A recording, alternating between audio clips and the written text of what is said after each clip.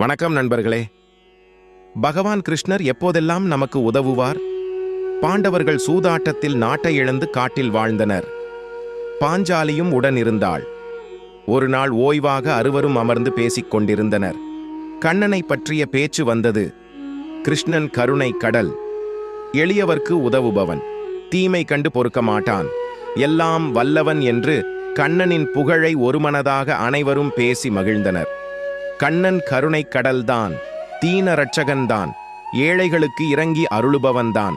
ஆனால் எல்லோர்க்கும் ஒரே விதமாக உதவாமல் சிலருக்கு மட்டும் உதவுகின்றானே, அது ஏன் என்று பீமன் ஓர் ஐயத்தை எழுப்பினான்.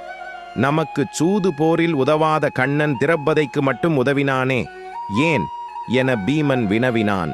ஐவருள்ளும் சகாதேவன் பெரும் ஞானி, கண்ணன் இயல்புகளை முழுமையாக உணர்ந்தவன். கிருஷ்ணன் 16,000 வடிவெடுத்து நின்றபோது அவற்றுள் மூல வடிவை அறிந்து கண்ணனை மனத்தால் கட்டியவன். அந்த சகாதேவன் பீமனின் ஐயத்தை தெளிவிக்க முன் வந்தான். சூதாட்டத்தில் துரியோதனன் சார்பாக சகுனி ஆட முன் வந்தபோது நாமும் நம் சார்பாக ஆடுவதற்கு கண்ணனை அழைத்திருக்க வேண்டும். நாம் அவ்வாறு செய்வதை இழிவு எனக் கருதினோம்.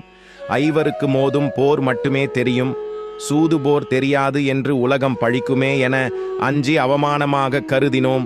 அவ்வாறு வரட்டு கௌரவம் கருதாமல் இருந்திருந்தால் நமக்கு இந்த கதி நேர்ந்திருக்க கண்ணன் விட்டிருக்க மாட்டான். திரௌபதியோ ஈராஜ சபையில் அவமானப்பட்ட போது கௌரவத்தையோ மான அவமானத்தையோ எண்ணவில்லை. உடுக்கை இழந்தவளின் கை அதை பற்றவில்லை. அதற்கு மாறாக அவள் கைகள் தலைக்கு மேல் குவிந்தன. மானம் போவதால் நாக்குச் செயல் இழக்கவில்லை. கோவிந்தா கோவிந்தா என்று கதறினாள். அவமானத் துயரத்தால் கண்கள் வறண்டுவிடவில்லை, கண்ணீரை ஆறு போல கொட்டின. என்னால் முடியும் என்ற இருமாப்பு உள்ள வரையிலும் கண்ணன் உதவ ஓடி வரமாட்டான். என் செயலால் இனி ஏதும் இல்லை, இனி எல்லாம் உன் செயலே என்று தஞ்சமடைந்து விட்டால் அவ்வாறு தஞ்சமடைந்தவர்களை காப்பது அவன் பொறுப்பாகி விடுகின்றது. அதனால்தான் திரௌபதிக்கு புடவை சுரந்தான் என்றான் ஞானி சகாதேவன். ஆம் ஆம், நாம் தான் மான உணர்வினால் தவறு செய்தோம், அதன் பலனை அனுபவிக்கின்றோம் என்று ஒருமித்த குரலில் அனைவரும் கூறி கண்ணன் திருவடி நண்ணும் மனமுடையவர் ஆயினர். சர்வம் கிருஷ்ணார்ப்பணம். கதையை படித்த கேட்ட அனைவருக்கும் நன்றி. கதை பிடித்திருந்தால் நமது சேனலை லைக் செய்து சப்ஸ்கிரைப் செய்து கொள்ளுங்கள்.